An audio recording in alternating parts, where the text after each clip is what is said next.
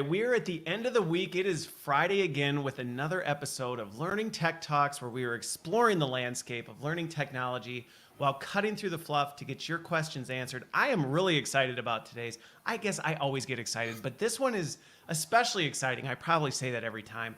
But I'm joined by Peter Wittig. He's from Motive.io, and we're talking immersive tech, specifically virtual reality, but we're going to bust some myths on this one. And I think this is something that anybody in learning and development is going to be very fascinated to hear about, because what often is thought of as this distant, futuristic technology is not. And we're going to talk about how we can bring this to life. But before we get into it, we always like to have a little bit of fun as people join in, as we get the conversation rolling. So let's start, and everybody, you play along in the comments. But let's start with Peter, and why don't you share with us, where are you right now in the world? In Vancouver, Canada. Vancouver, Canada. So you are pretty much not north of me. So not, I guess I'm not, my geography is a little bit off, but I know you're north. I do know that much. So it's true. North of Seattle. But I come from your neck of the woods where you are. Okay. Got it. All right. Well, I'm in Waukesha, where, today it is a gloomy, kind of rainy day, but it's starting to warm up. So spring is on the way. I'm looking forward to it. Now, let's go to the next one. You've had some time to think about this, and everybody, I feel free to share your stories as well. I'm looking forward to what Peter has to share on this one. But which one did you decide on? Because you said you had two. But yeah. What is one of the most embarrassing things that has ever happened to you at work? Well, it's related to a job. So I just gotten a brand new job, and I needed to fly somewhere to get some paperwork, because I needed a visa. Actually, I was working in Ireland, and I needed a visa, and the company paid to send me over to get it. And I missed the flight on the way back, and I was pretty short on funds. So I had to call and say, could you get me a new flight? And I hadn't even started the job. So I felt very embarrassed about that. But they did it, and we got past it. But that was, it wasn't the first impression I was hoping for. Not necessarily the first thing you do before you start the job. Can you front me some cash? I'm kind of stuck. Yeah. But they got it to you, right? They got it to me, and that was very, very kind of them. But it didn't feel like the most responsible thing at the time. Hey, it is what it is. It was either that, or it was not like you could have hitchhiked your way back. No, that was the thing. Yeah. Oh, that is funny. Okay, so mine is early in my career. I was a territory manager for R.J. Reynolds Camel, and not my proudest moment, but I was. And so anyway, a big part of my job was I had to go into convenience stores and gas stations, and I had to hang up signs. And if you don't know, next time you go into a gas station, look at the positioning of cigarettes and tobacco ads. It's all very strategic. So anyway, I'm hanging this sign up, and to do this, I had to climb on top of the counter. And so I did, and it's lunchtime, so the gas station is packed. And so I'm standing on top of this counter, I hang up the sign, and then I go to step down, and I miss the stool, and my pants from my knee, the back of my knee, all the way up to the top of my belt, just ripped wide open in front of probably 100 people. So needless to say, I didn't finish hanging the signs or putting up anything. I quickly grabbed my stuff and just embarrassingly scuttled out the door and jumped in the car and drove away. So needless to say, that was one of definitely the most embarrassing things that ever happened to me at work. I could see that. But it was fine. I recovered, and I'm still here today. So that's here you are, exactly. Here I am. Yeah. Okay, well, so let's transition over to a little bit about your background, because you've been in the VR space, but was that something that, how did you end up getting there? Was that something you knew you wanted to get into, or how was that journey, and how did you get here? Sure. We started as a game company, and we were actually making games that were very narrative heavy at the time, and AR was part of that. But we found we had an internal workflow issue. So we had developers. I was one of the developers, and then we have our creative director, who comes from a film background. Now he knows what those storylines should be. He knows how those narratives should play out. But we were using Unity, and he didn't have a way to get his content into Unity. And so the problem is he would give us content, we would code it up, and then he would wait. And then we would hand him, what we thought he had said. He would test it out, and we would wait. And so there's this terrible thing where both people were waiting. And so we developed. Wait, this was this tool. all for the games though? This You was said for you the were game. originally so that All no, game. this was completely separate. Yeah, this was all for the game, because the whole issue was, he's got this film background and knows how to tell these stories and these games that would happen out in the real world, and we would use AR, and they were awesome and they're amazing. And it was just that we needed his creative, we needed a tool so he could get his creative ideas into the games. And as we kept developing that tool, we realized there was value in the tool. And about 2018, we kind of realized, well, hey, this is actually applicable in more than one place. And it just so happened that we found training where there's these group of people who know what the content should be, but can't use a tool like Unity. And so like, wow, that maps exactly to what we were doing in the gaming space. And it just so happens that the tool we're using for games, which was Unity, happens to be the most popular tool for building VR. So we've got a tool to get content into it without needing to know how to use it. Okay. It's really interesting you bring this piece up, because in terms of misconceptions about virtual reality, one of the biggest ones I encounter when I have conversations with people about it, because I still feel like on a regular basis, there's still this perception about what it is. And one of the biggest ones is, oh yeah, well, that's really just for games. It's just for games, and that's really the only use case. And I feel like that's a myth that just needs to be blown out of the water, because, well, yeah, I mean, it is a good use case for it. It's doing games in VR is super fun and super entertaining. That's not really the only thing. And the point you brought up of this is what we do in learning and development oftentimes is it's like we're crafting this experience or this narrative around, well, this is what we're trying to get a learner through. We're trying to get them from point A to point B, and this is what we need them to learn and develop along the way. How can we get them to do that? It's a natural pairing for virtual reality.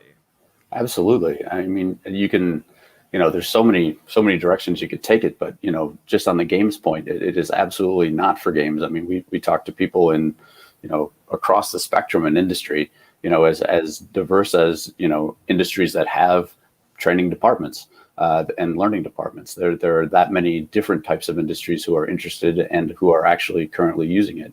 So it's, talking about the experiential side of things, being able to get in there and do it and then see how well people retain that information and how much they enjoy it, quite frankly, as well, is so fun to see. So it's, it is absolutely for more than games. And I would say training is one of the biggest spaces VR is in.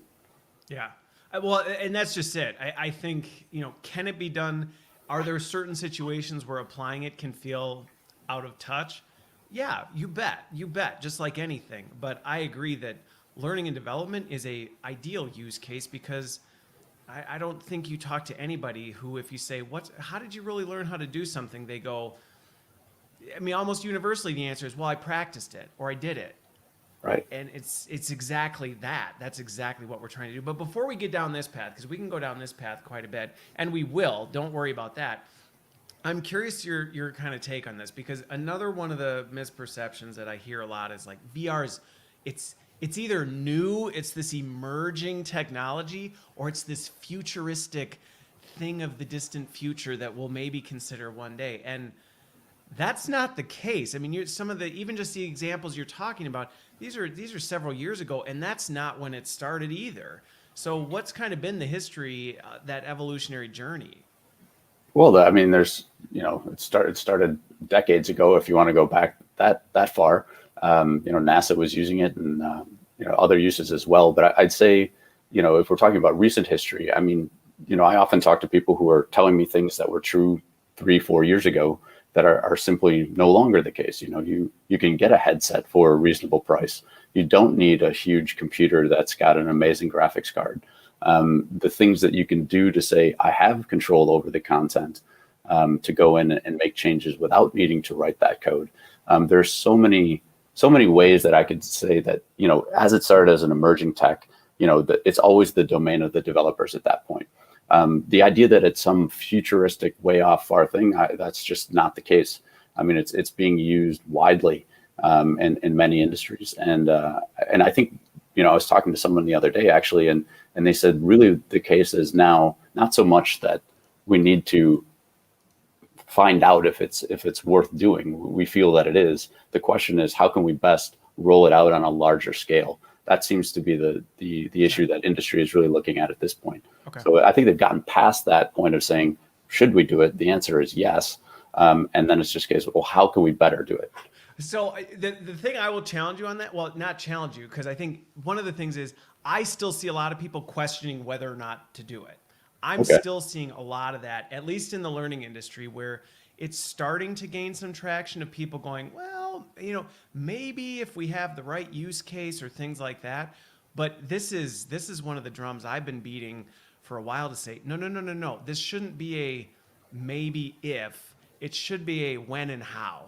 That really should be the way we're approaching immersive tech, especially, if 2020 didn't expose the reality that we need to be able to bring experience to people in different ways, I don't know what did. I have no idea what's gonna open that door for that one. So I think that's why episodes like this, the ones I had with James, have been really critical to help people start to see that, hey, to use the point you brought up is spot on, which is people's perceptions of what immersive tech, VR, AR, whatever, /R we want to use, they're operating sometimes off three-year-old ideas, things that, well, this is how it is, and you're going, no.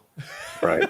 Yeah. Maybe in 2017 that's how it was, but this space is moving and advancing at a pace that a lot of the things that you thought even 6 months ago are no longer or have changed dramatically. Absolutely. I mean, and to your point though, there are people out there who are still looking into it and seeing if it's a good idea. One thing I would say is there is just a numerous number of case studies available online from huge companies, as well as very reputable research institutions, showing how effective it is, how knowledge retention improves, people's feeling more confident on the job, reducing accidents. If people are interested, we have a white paper on our website that they can go ahead and download, and it references a number of these case studies. But we were talking earlier, and you made a really good point that you get in what you put into it. Yes. So I think that really is where it kind of comes with people in the learning space is if they make good content in one medium, I see no reason, if they have the right tools in a new medium, why they won't make good content in the new medium. And so, for people who feel confident that they make good content, they should feel confident that with the right tools, they're going to make great content in VR. Yeah. Well, and I think, and that I was going to transition over to this piece in terms of one of the hesitations around this, because I'll pick on marketing a little bit, as I did when we were talking earlier, that there has been no shortage of claims out there that VR is the silver bullet. VR is the magic solution, and that if you do anything, simply moving it into VR will just magically make it effective. And the truth of that is no, it's not. And we know that from any technology. Garbage in, garbage out. If you put a trashy experience into VR, guess what? It's going to be a trashy experience, and it's not going to be more effective simply because you wrapped it in a virtual experience. But I would say our industry has worked hard to do a better job of getting really good at creating meaningful experiences, at designing powerful stories, and being able to narrate that through. This just allows you to take that to a level that you just cannot do in a traditional medium. And I think that's the part, James and I brought this up, is you still have to take the time to be intentional about designing the experience and really thinking about what is it we need people to get out of this? What are the experiences or the challenges we need people to face? Because if you're just like, let's just throw something in here and send out a headset. No, it's not going to be terribly effective. Absolutely right. And, and to that point as well, we try to work on the education of that too. We've got a design guidelines document that you can get on our site too for that. But the the notion that you need to look at the medium as a whole and say, what can I do with this medium? And say, well, now I'm going to say, okay, well, in this medium, I always use TV and radio as an example. There's things that you would do in radio, but if you translated it directly to TV, you're not really using the medium of television. So, if you have someone just sitting in front of, a microphone and reading the news, you could be showing images of the news on TV, or you could be showing video or a live report. And again, with VR, it's got certain characteristics that you can use, and learning to use those. But at the end of the day, it's people who know what the content needs to be or what those learning outcomes need to be. It's just saying, well, I'm just going to translate that same knowledge into this new medium. And you can't really do it well without those people. They're really at the center of that. And so making sure that they feel confident, have the tools they need, I think is critical to a larger adoption of the technology. Okay. So I want to get into this piece a little bit more, but before I do, in terms of, because this was another interesting point that James and I got into, was when you define where you sit on the experiential or XR spectrum, where does motive sit? Alistair brought it up in the comments, so I'm curious, how do you define kind of the scope of motive? Is it full VR? Is it AR? Is it XR? Is it somewhere in between? Where do you play, or XR? Sorry, not XR. Extended reality. Where do you sit on that, or do you play in all of them? We've done things in all of those. We focus on VR training. Okay. So VR is really the one, and that's where you're putting on a headset. You've got a completely created 3D environment. It's not 360 video. It's in there. And the reason we do that is because we feel that if you've got an environment that looks as much like your real work environment and is as interactable in the ways that you feel it should be and that your real work environment would be, you're going to get the best experience for the training that you put your people through. And that's why we focus on that. Okay, got it. So let's go into this, because I think this is one of the barriers that a lot of times, especially in our field, people feel when they think of VR, is that it's this something that we just don't have the skills or the capabilities to do. And so if we're ever going to toy in this area, or we're ever going to do that, either we need to dramatically upskill ourselves in being able to learn technologies like Unity and to be able to design in this stuff, or we're going to outsource it, and it's going to be very expensive. It's going to be something that's unattainable, especially for maybe an org that has a smaller function or a smaller budget type of thing, which contributes to this whole idea of, well, this is just something that we're not able to do. Now, that's not the case. And let's talk a little bit about how this is actually augmenting, really, and we talked about the difference in developers. When I say developers, I'm talking about our content developers and our instructional designers who are actually designing the experiences and developing the content. This is actually something that they can do with relative ease now, correct? Absolutely. And it's very important to point out something we talked about a while back is that not all VR vendors are the same, much like not all restaurants are the same. Depending on what you're looking for and what you want to get out of it, you're going to go for one thing or the other. But there are places where the flow you described is what you're going to get. You're going to say, I do need to outsource that. I do need to do all this. And then there are other places, ours being one of them, where we feel that you can't, where people might feel, I can't get involved because of all these new things. Yes. I would actually make the argument, you can't do VR training well without the people in the learning industry. And so building those things and having tools available where they can have direct control of that content, I think is critical to success. And, what I see as trends in the industries is people largely agree with that. Now, I would caution people, and I would always say, maybe caution is the wrong word. I would say people should actively engage and say, what is it that I need when I'm going to do VR? Because there are ways you can engage where it is going to be very expensive and it's going to take a long time. And that there are other ways to engage where you're saying, I'm going to get what I want. And once I have that, I'm going to have full control to do a lot more without going outside at all. Okay. Well, and this goes back to something that I talk about a lot on the show, which is you have to start with the outcome or the end in mind and work backwards into that. Because if you're just saying, and I've been in conversations where it goes like this, we need VR. And you're going, okay, for what? Well, I don't know. We need VR. Let's go find some VR, and then we'll figure out where that fits. And that's that is not the right way to approach this. That's like buying a hammer and then deciding you're going to go try and find some nails. And that's where you run into these situations where people go, yeah, it didn't work. It didn't really work for us. It wasn't really very effective. And you ask the follow-up question of, well, what were you trying to do with it? Well, we just bought some. We made a simulation, then we tried to like make people go through it, and they just didn't really like it. Okay, but I mean, how were you even designing around that? And I think that's a real opportunity area if you're looking at treading into this. Because to be fair, it's a new space for a lot of people to think about true experience design. And I think that is the differentiator here is we're not just talking about content design. It's not a how do we deliver content to people? It's about how do we create an immersive experience that people will learn as part of that experience. And that's a bit of a mindset shift.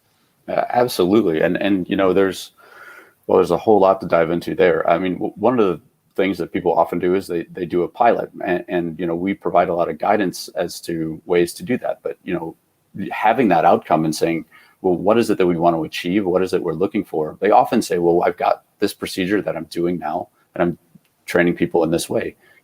Having a pilot that focuses on the same procedure and then comparing those two after the results of the pilot to see, well, are the things that I'm looking to measure, have they improved? And, what are the other things I could do that are in that same environment or using those same sets of tools or with those same types of people?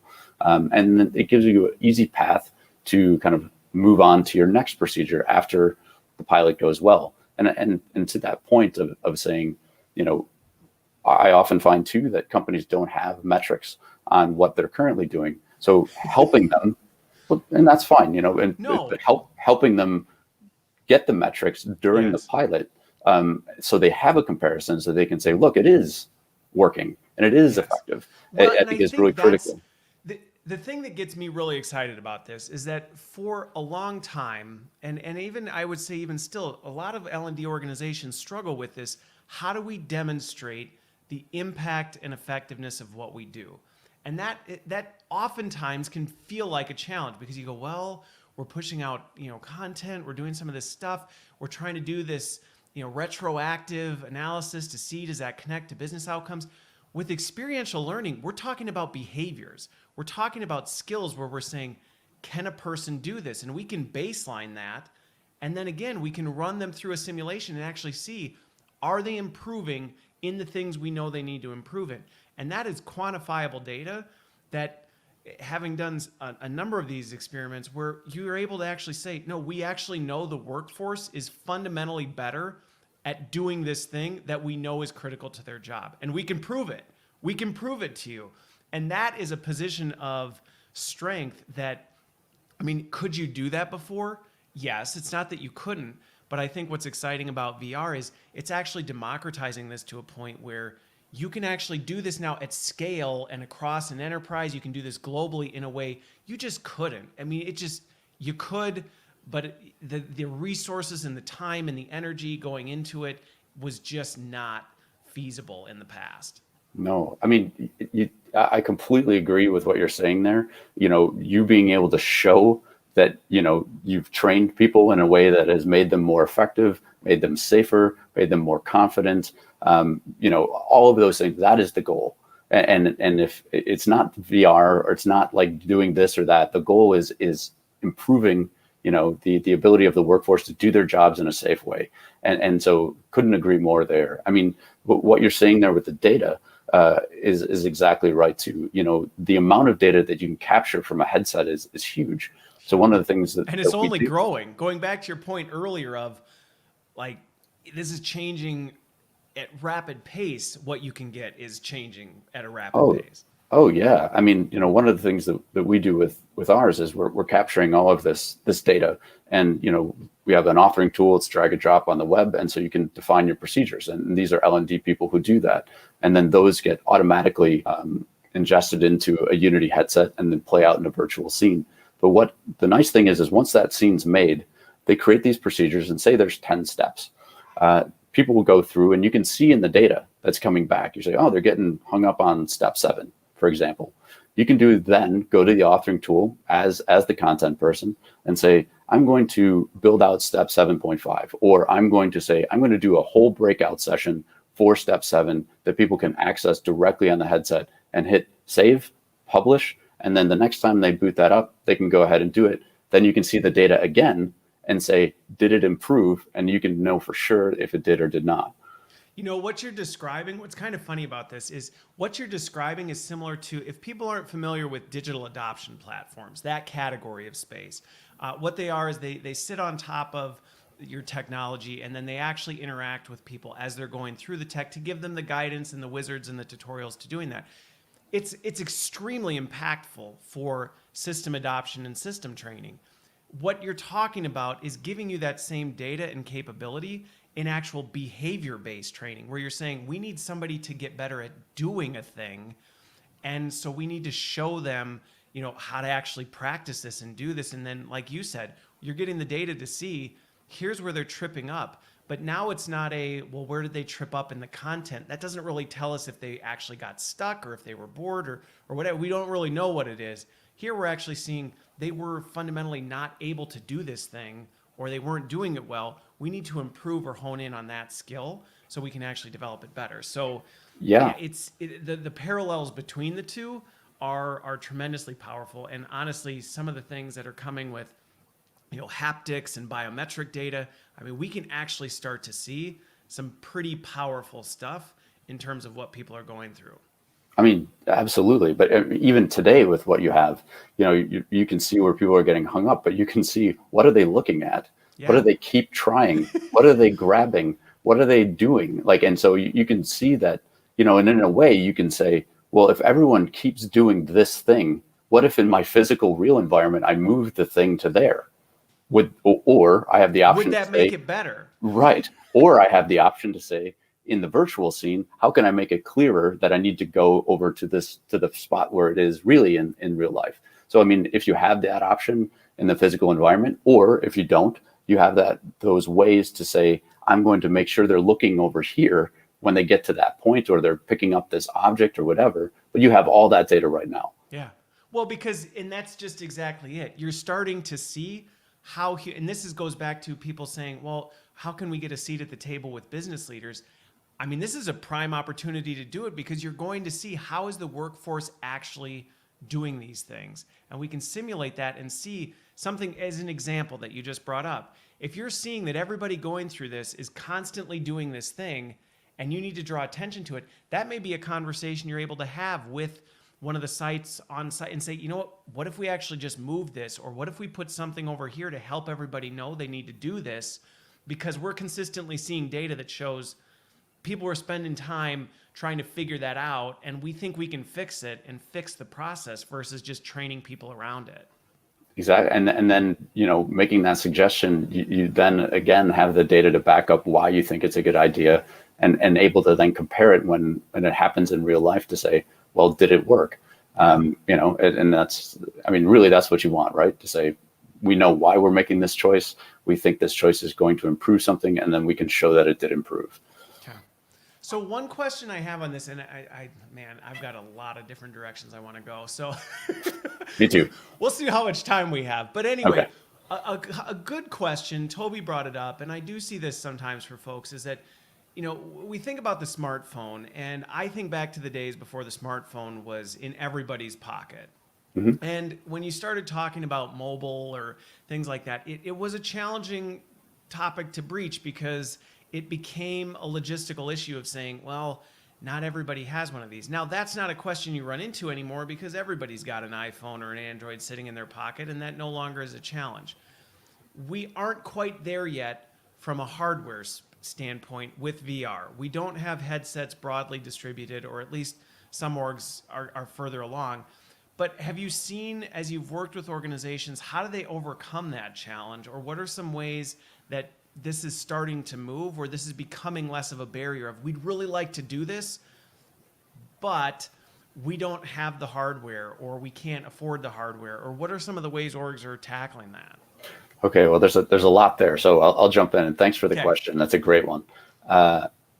First of all, I would say that, just to go back to what we were talking about before, thinking about data from a few years back, right now today, If you said, I'm going to either go out and buy a brand new phone, a brand new laptop, or a brand new VR headset, the VR headset is the cheapest of the three.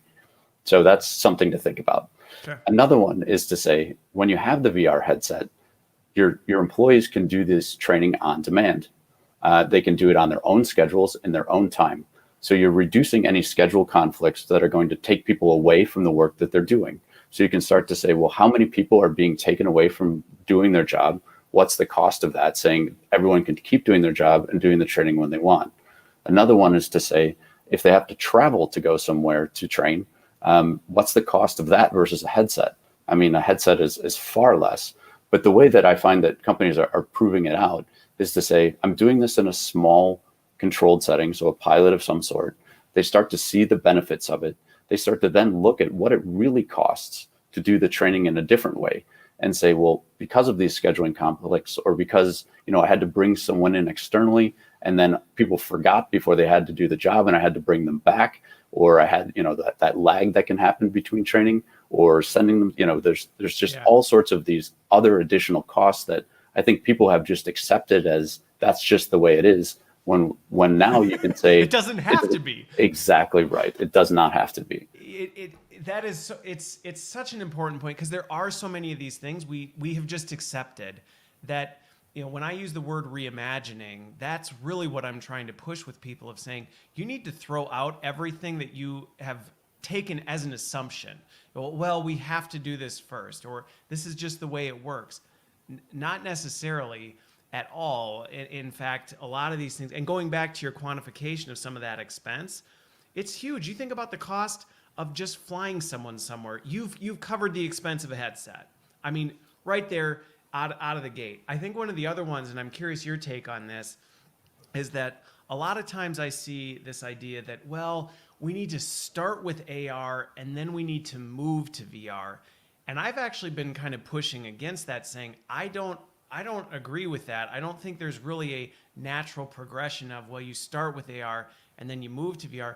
In fact, I think you could almost argue the opposite in some regards, because with VR, you can truly kind of isolate and insulate what you're trying to do. Augmented reality can have some of its own challenges, especially if you're trying to go into wearables and you're trying to do some of the heavier, okay, we want to use HoloLenses and we want to layer on top of this and do object recognition. You start getting into some pretty complex things where I think VR, you can actually do some pretty powerful stuff very easily. Yeah, I mean, I guess I would take those on a certain basis. I would love to know the general rationale for why someone would go from AR to VR and why they see that as a natural progression. I certainly don't. I don't either, but yeah. I hear it a lot. Well, we really should start with AR and then move to VR. And I would Yeah. say, no, No. don't box yourself into that idea that this is a workflow. Yeah, and I think there's also a bit of a fallacy with AR where people feel because everyone has a phone, it's ubiquitous, but not everyone's phone is identical. And, I might have a phone from 5 years ago, and someone might have a brand new phone that's top of the line. The technology that's on those phones is very different. The experience that one learner would get to another is very different. The best, and whether you want to call this mixed reality or not, but the best training exercise I've seen use HoloLens and HoloLens 2. Those are pretty amazing, but again, it really depends on what you're doing. The remote assist stuff with AR is cool, where you need somebody to call in and see what you're doing. But again, with the VR training, having that simulated scene and being able to go and do it whenever you want, and then, having someone seeing if you're doing it right and potentially adjusting the scenarios or randomizing those scenarios so you can get more. I just don't see. Yeah. That's good to know that's occurring. I don't come across that, so I'd be interested to know more. To be honest, I've had to shut it down in multiple conversations where I've heard kind of, this is our stepping stone into immersive tech. We're going to start with AR and then we might explore.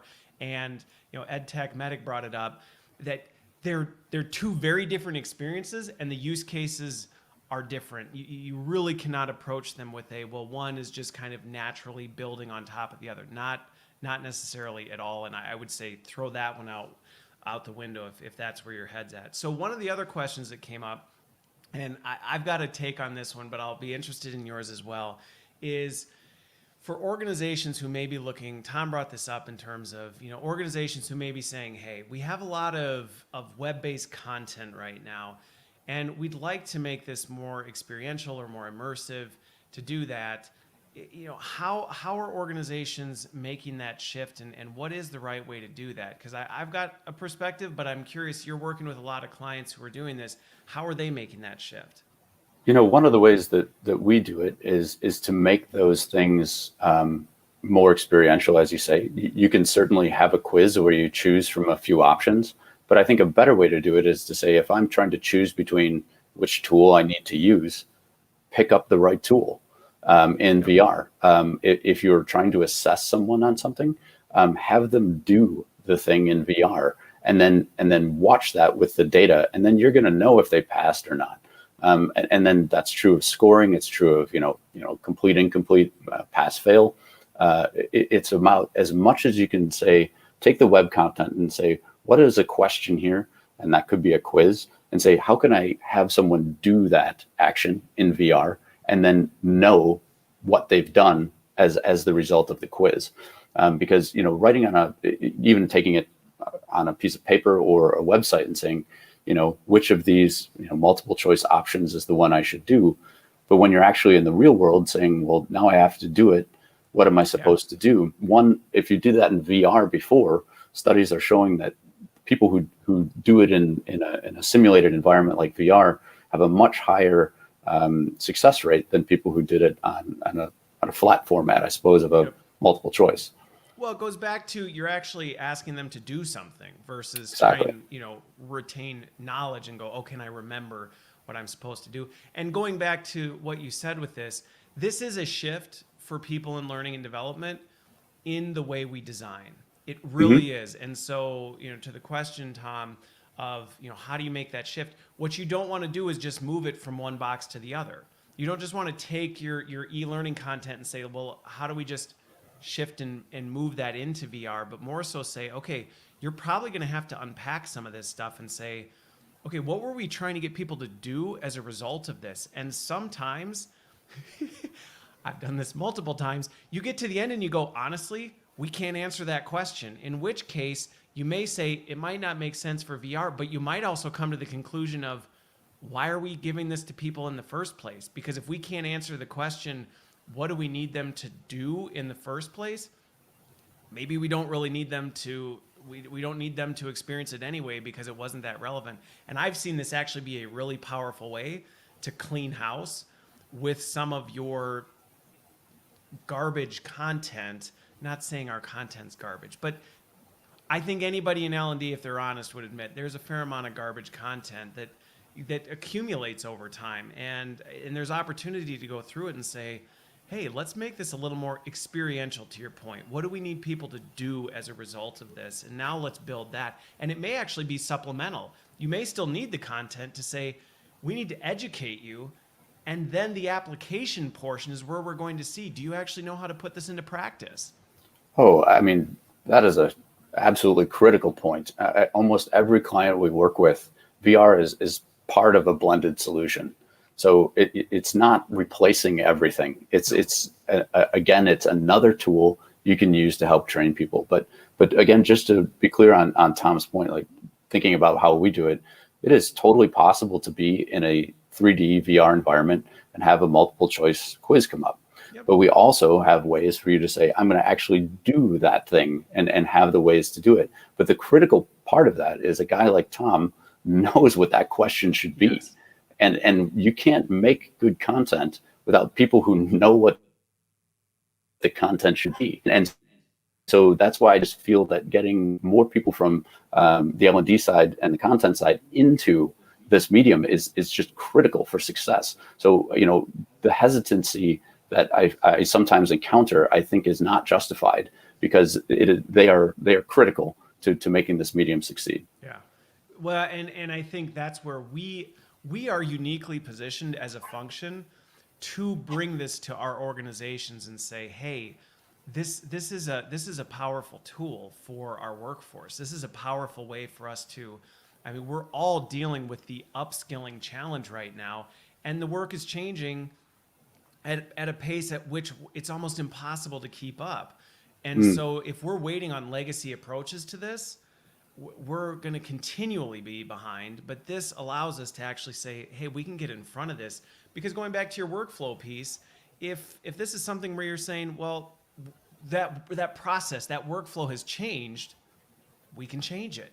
With the push of a button, we can change it without having to go through everything that we would have to if we were going through legacy methods. absolutely. So talk to me. Let's walk through kind of the workflow of this for how an organization may say, "Hey, we've got something that we want to try this out on." What does that look like from a, if you're working with someone and they say, "We want to do this. We want to build out an actual, I call it sim. We want to build a sim that we want to put people through." What kind of things do they actually need to work through, and how do they get started? Well, one of the ways that we'll do is say, okay, well, we're going to help you identify the procedure that we think is going to be most effective for helping you demonstrate how effective this technology is. We have criteria for that to say procedures that are used by a lot of people, happen often, could be dangerous to do in real life, might be too expensive to do in real life, something that's relevant to across departments. So picking a procedure is one way. Then you think about the environment in which this thing is going to happen.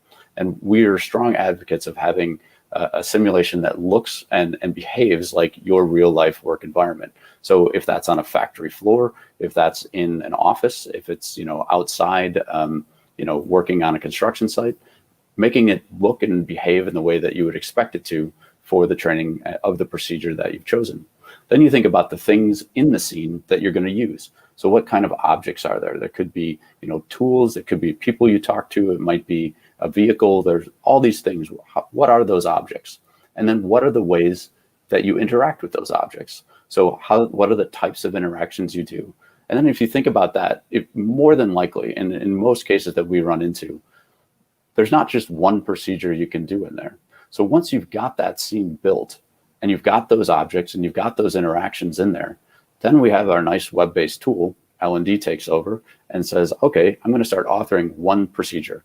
You run through the tests, you get data on the old process, compare that, or the current process, excuse me, and then you compare that with what's happening in the pilot.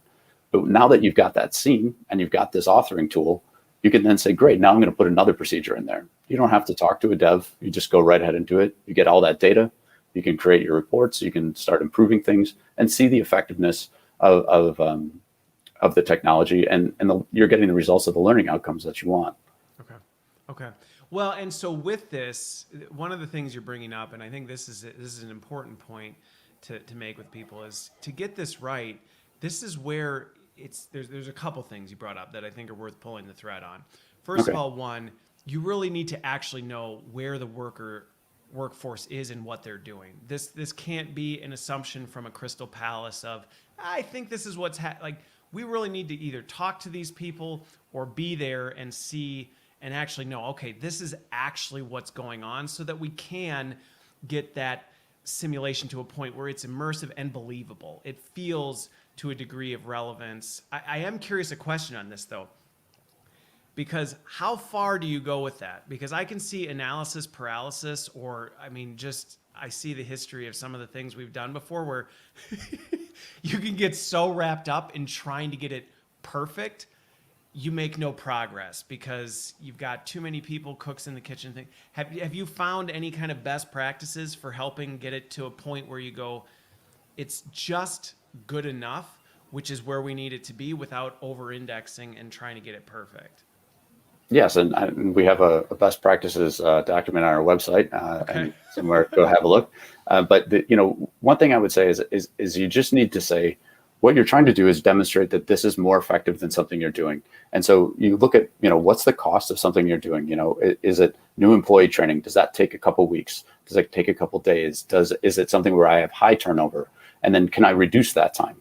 Another one would be, say, people get trained by someone externally and say, okay, well, this is a task that's important, but I can only get a trainer in here twice a year. So can I replace that with on-demand training? And then people aren't forgetting. They're able to do the task faster. You might say, what is something related to safety? Say, I've got this number of accidents or this number of missteps, how can I reduce that? Or if saying a product is getting damaged. So you're saying, well, they're damaging a piece of product that's quite expensive during the training, or I need to use, space on the floor to do the training. I don't have to now because I've got it all virtual. Nothing's going to get damaged in virtual reality, Okay. and you've got your factory floor back. So depending on your industry, I would have a look at the website, but breaking each one down to say, what is a very easy thing that we can quantify versus what we're doing now that's going to have I would say, like an immediate and measurable impact. Okay. And I think that's exactly where I sometimes tell people, sometimes you need to go slow to go fast. And sometimes we can skip that step. We just jump and we're like, okay, let's just grab something and do it so that we can say we did it in VR, versus saying, let's find that right viable use case that we can, to your point, we can measure. We know that there's an issue that's happening right now.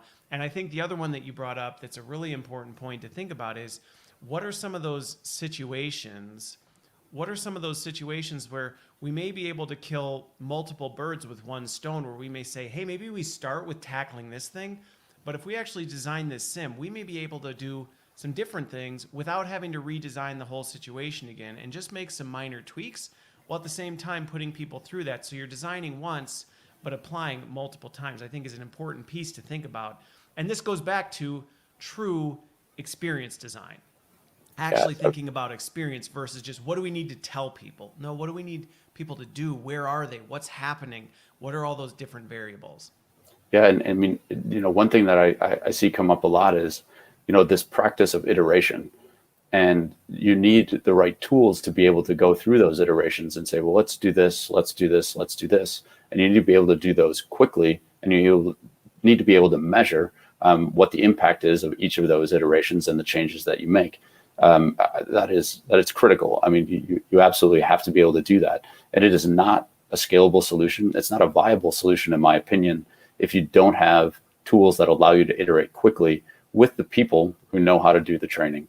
It's, doing it once and saying, well, where's everyone getting stuck? Doing it again, saying, is this actually the way it's supposed to be?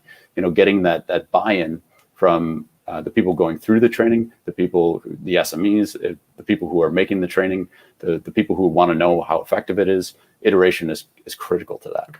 Okay. Well, and that goes back to the whole avoid perfection at the cost of progress, where you're going to iterate. You're probably not going to get it 100% out of the gate, and you shouldn't, because it's going to change and you need to be able to adapt. And I'm not going to use fun corporate buzzwords like be agile and all that good stuff. But I mean, those are some of the things that we need to be thinking about in terms of how do we design this in a way that we can iterate and move on as we learn. And it does bring forth some of the things we learned from software development, that you're not going to get the whole thing right on round one.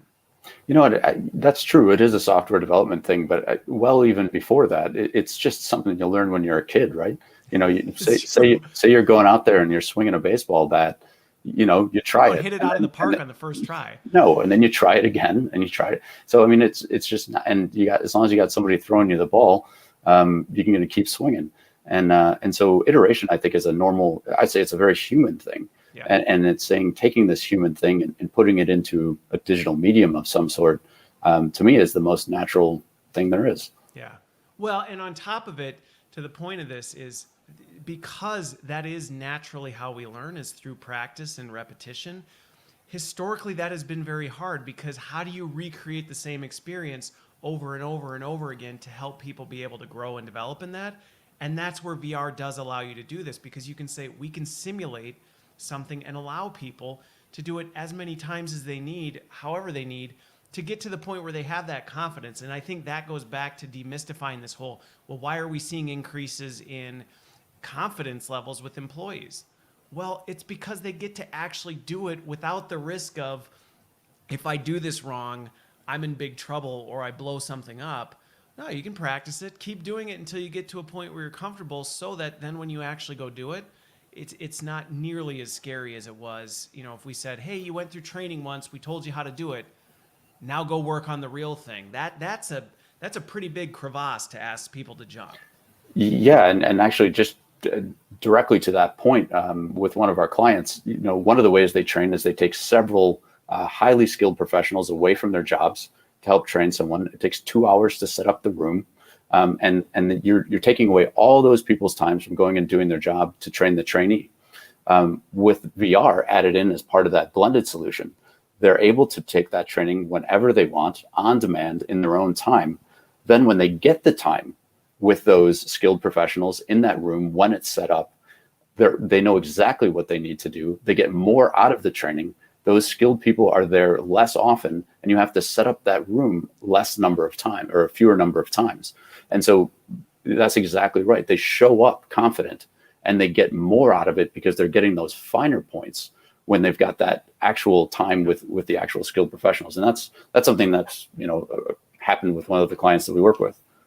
Well, and I think the consistency, this is something that can't be understated, because I know that, a lot of the ways we've tried to tackle this in the past is we will try and design sims. I've been part of teams where we've tried to design sims, but one of the challenges you always face is the variability in the simulation.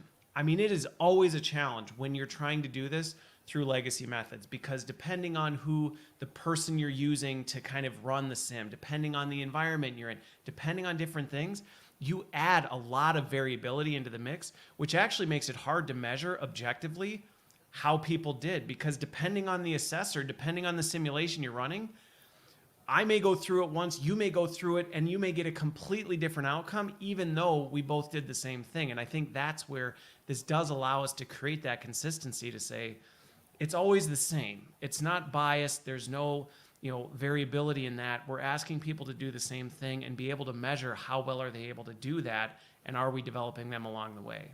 Yeah, 100%. Couldn't agree more. That is a critical point. Again, that's in the white paper we have on the site. That's consistency is one of those things that gets called out. But how can you measure if you're doing something different each time? And you just can't. And if you can't measure, you don't know if it's effective.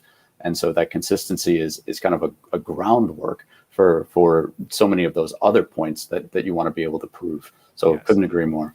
Well, and then the data behind it. I think that's the other piece. And we will not have time to get into the kind of ethical and just kind of side of the data management and how we do that well. But the reality is that we're actually capturing data on this. So instead of my perception, I think Peter did a good job of this, or my perception on how he did.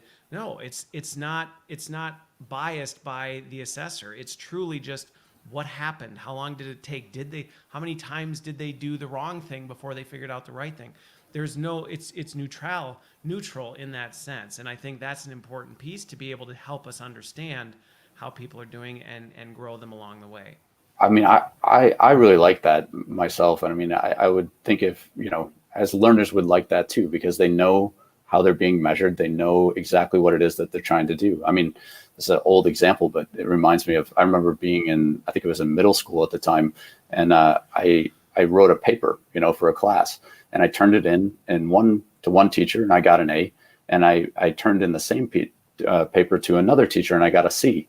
And then I said, that doesn't happen in math.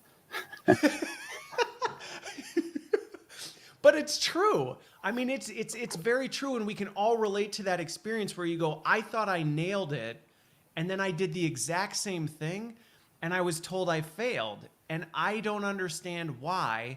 And that's frustrating as a learner. That is extremely frustrating as a learner. And the opportunity to remove that out and be able to just say, you can learn through iteration, but you're actually going to know where to improve and how to improve so that you can do better and have that objective measurement so you can develop.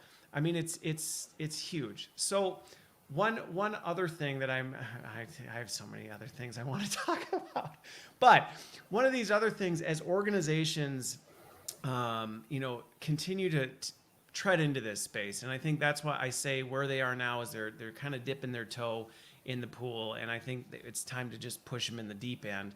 But as we start looking at this stuff, there is the reality of one thing that I don't think can be understated. And I'm curious your take on this is we often take for granted the digital acumen of our end users. It's easy to do that, to say, well, I'm comfortable with this, I know how to do this, so I'm sure everyone else can be. And I've been part of this where you roll something out and the end users struggle with it a little bit. So I'm just thinking headsets. This can be new territory for some people, and you can't underestimate that. If this is the first time somebody's dealt with this, you can't just send them something and go in, do the sim, because they're not going to know what to do in that sense. How have you seen organizations, or how do you recommend organizations kind of overcome that barrier? We talked a little bit about getting the hardware there, justifying it there, but then how do you actually, from a change management standpoint, help them actually adopt this new tech? Well, it depends on what time you're talking in, pandemic or not, right? But, a lot of what we saw was quite effective is people would come in small groups. They would do the experience in the headsets. There'd be someone in there who would, Okay. help them put on the headset, say, this is what you need to do. If you're in that kind of environment as well, you can cast the experience that the VR user is seeing. So you can have people who are waiting, see what's going on before they get into it. If it's a teaching experience about VR and training for that. But then also, I think with any technology, it's just, you got to be a bit hands-on at the beginning and say, here's the new tech. I'm here to help you. I know that you're going to get it. And then usually with new tech, in my experience, and this has been true for decades, you take that time up front to say, I'm going to be here, help you, support you, make sure you can do these things. And then it reaches a point where they just say, okay, that's enough. I got this. Thanks. And I'm good. yeah, and that's what you want. And, they'll come back with questions here and there, but I don't see it any different than new tech that, as you mentioned, has been rolled out time and again. And the new tech is here that was new 10 years ago, 20 years ago, and everyone just feels fine with it. So, there's learning, and you just got to be hands-on and help. Yeah. Well, and I think that's where some of these barriers that organizations still face, I think naturally over time are going to they're going to be reduced as people grow more comfortable with these types of things. But I think one of the things you brought up, which, Jenna mentioned this, and we've been talking about this throughout, is just the fact that it's about this supporting people through the iterations. So don't just drop ship them a headset and say, good luck, go in and do it. That's not going to work very well, and it is going to reject it. It's going to be that change step approach where people just go, that's too big of a step. It didn't work. It was too complicated. So you do need to plan for that and be able to build that in. And I think one of the other things that Ed Tech Medic and Jenna brought up is the ability to say, hey, from an accessibility standpoint, whenever possible, design for a web option or a mobile option as well, so that instead of saying this only works in immersive tech, it can be done. And I know when I was talking with James, people get fired up when they're like, well, that's technically not VR. And yes, I would agree that it's probably technically not VR in that sense. However, it can be a step change to say, hey, this is the ideal case, but we're going to step you along the way so that you can move up that continuum.